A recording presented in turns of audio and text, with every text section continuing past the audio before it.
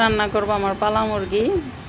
তো এই যে মুরগিটাকে কেটে সুন্দর মতো করে বেছে ধুয়ে নিয়েছি। তো রান্নার জন্য তেলের ভিতরে হচ্ছে বিভিন্ন রকমের মশলা, এলাচ, দারচিনি, তেজপাতা, পেঁয়াজ এগুলো দিয়ে ভালো মতো করে ভেজে নিলাম।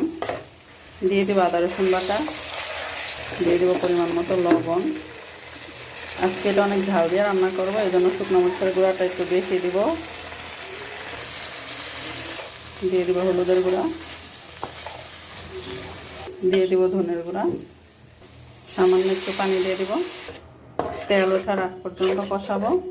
মশলাটা সুন্দর মতো কষে আসলে এর মধ্যে দিয়ে দেবো আমার পালা মুরগি। সুন্দর মতো করে মশলাটা দিয়ে অনেকক্ষণ কষাবো।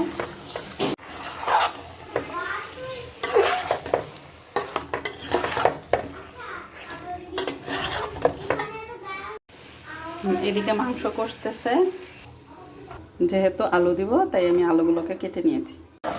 কষানো হয়ে গেলে এর মধ্যে দিয়ে দিব এখন আলুগুলো, সুন্দরভাবে একটু নেড়ে ফেলে দেবো। দিয়ে দেবো পানি, কয়েকটা কাঁচামরিচ আর হচ্ছে জিরার ফাঁকি দিয়ে রান্না শেষ করলাম। তো এই যে হচ্ছে আমার তরকারির ফাইনাল লুক।